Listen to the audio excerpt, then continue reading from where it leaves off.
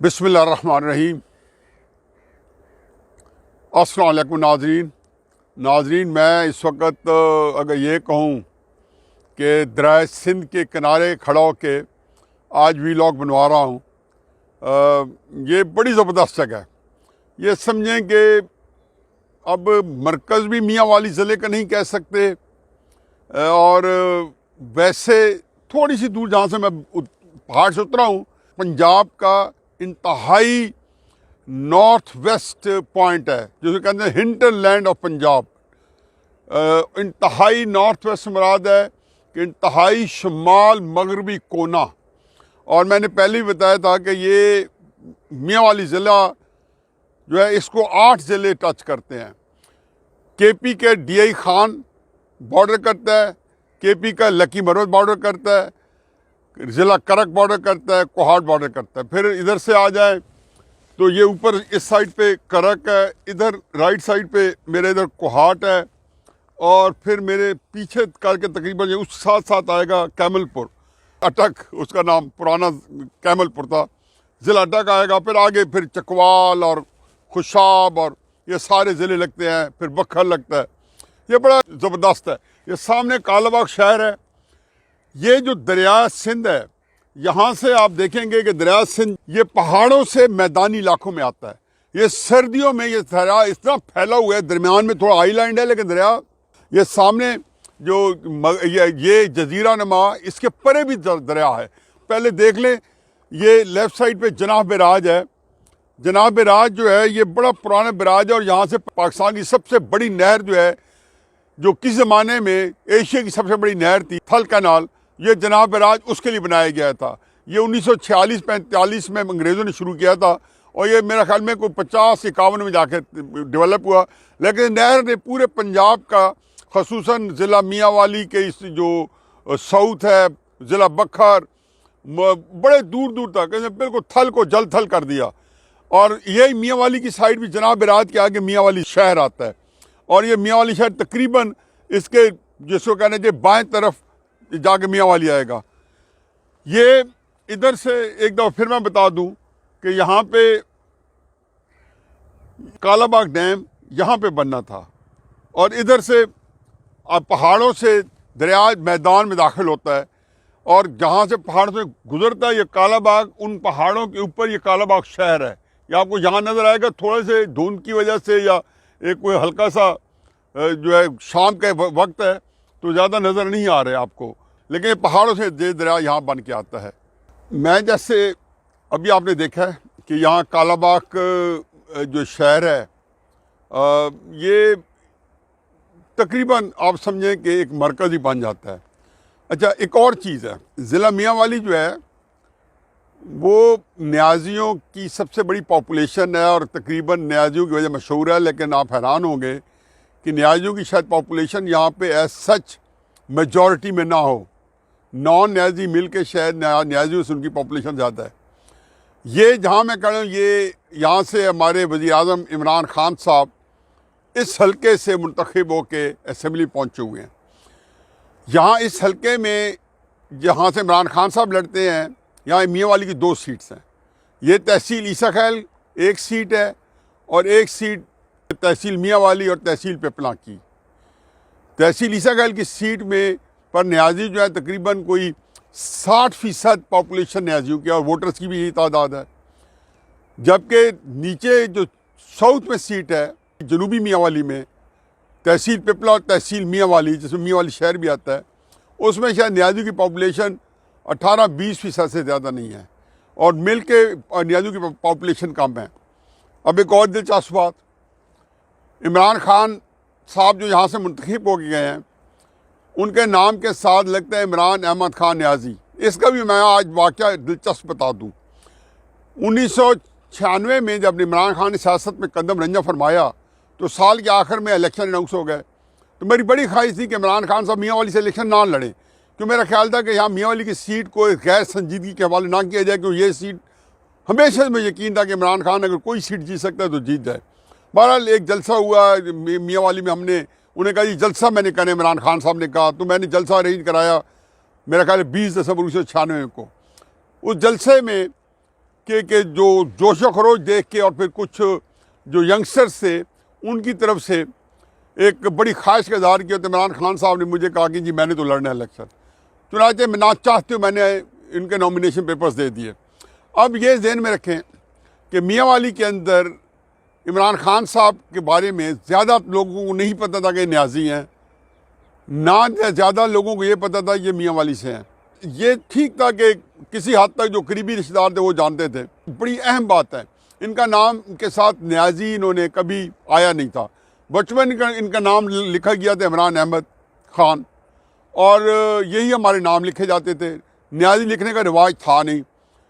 और जब ये कुछ बड़ा हुआ और क्रिकेट खेलना शुरू हुआ तो इसके कुछ कज़न जो थे ननिहाल साइड से जो न्याजी नहीं है वो खान लिखते थे, माजिद खान वगैरह, तो इसने भी अपने नाम के साथ इमरान खान लिखा।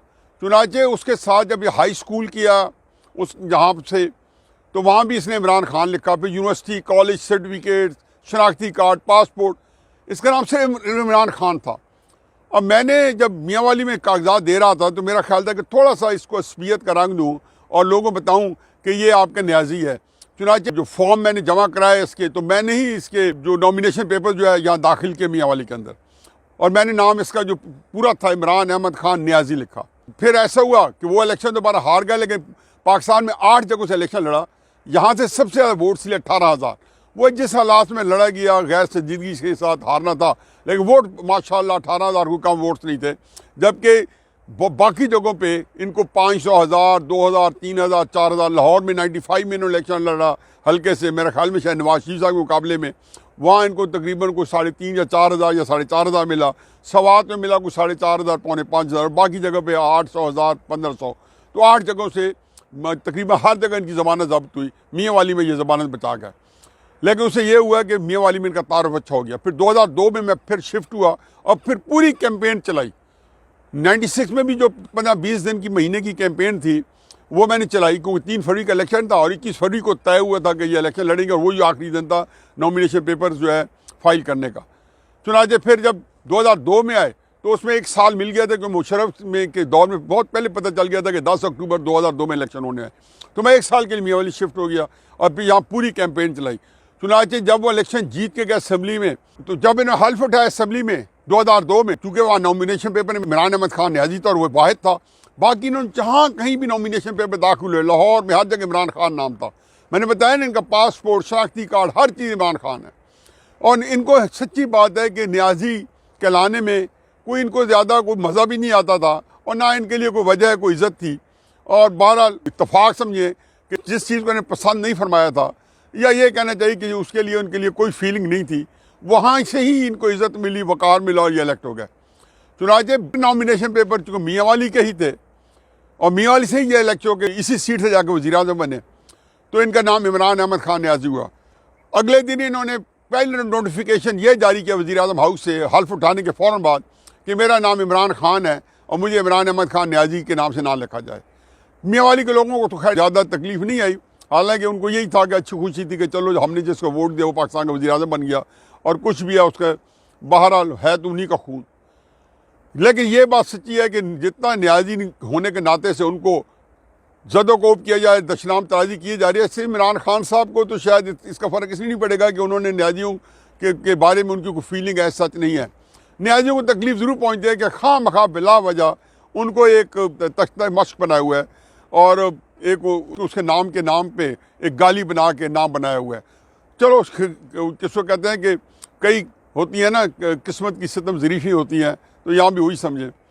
ये तो था ये मियांवाली में, मैंने कहा चूँकि इस हल्के में और ये बड़ा ज़बरदस्त हल्का है, बेहतरीन हल्का है। ये वाहिद ज़िला है जिसके अंदर बहुत ऊँचे ऊँचे पहाड़ भी हैं और यहाँ पे इतने ज़बरदस्त दरिया है, और दरिया की वजह से यहाँ बहुत बड़ा कच्चा है, और कच्चे के साथ फिर दरिया जनूब की तरफ जाता है तो फिर थल भी है। तो इसमें रेगिस्तान भी है इस ज़िले के अंदर, इस ज़िले के अंदर कच्चा भी है, पहाड़ भी है, दरिया भी है, खूबसूरत जंगल भी हैं। ये बहुत ही ज़बरदस्त किस्म का ज़िला है। ज़बानें 3 बोली जाती हैं, सराइकी भी बोली जाती है, पोठवारी भी बोली जाती है और पश्तो भी बोली जाती है। 3 ज़बानें, क्यों खटक कबीले पहाड़ों के ऊपर ये सारे खटक कबाइल रहते हैं। इनकी आधी फैमिली करक या दूसरे लोगों में और आधी फैमिली इधर रहती हैं। और बाकी ये ज़िला जो है मेरा ख्याल है कि बड़ा एक ज़रखेज़ ज़िला है, तो इसमें अल्लाह ने बहुत कुछ दिया है। तो मैंने सोचा कि जब इस ज़िले से कर ही रहा हूँ और अच्छी जगह वीलॉग कर रहा हूँ तो आपको बता दूँ, मैं यहाँ पे चूँकि आया हुआ था और फिर वापसी है, कल इंशाअल्लाह लाहौर से वीलॉग करूँगा। लेकिन आज की जो खबर है उस पर मैं ज़रूर तबसरा करता जाऊँगा, और वो है इस्लामाबाद के अंदर जो कुछ हुआ है। मैंने कल ही वकीलों के हवाले से जहाँ लाहौर के बैंकिंग कोर्ट के जज के साथ जो कुछ हुआ उसमें कहा था कि पाकिस्तान के इदारे जो हैं वो ज़मीन बोस हो चुके हैं। आज इस्लामाबाद में जो वकीलों के दफ्तरों को मिसमार किया गया वही रात के अंधेरे में, कि वो कहते हैं ना कि इनकी हौसले बुलंद हो चुके थे। अल्लाह ताला के फजल व करम से जहाँ इन्होंने लाहौर में ढाए, वहाँ पे कराची में पीपल्स पार्टी ने पता नहीं उनको कैसे ख्याल आ गया कि अलीम आदिल शेख साहब का जो फार्म हाउस था, जो उन्होंने हुकूमत की ज़मीन कई अरसे से कब्जे में की हुई थी, वो उन्होंने मिसमार कर दिया।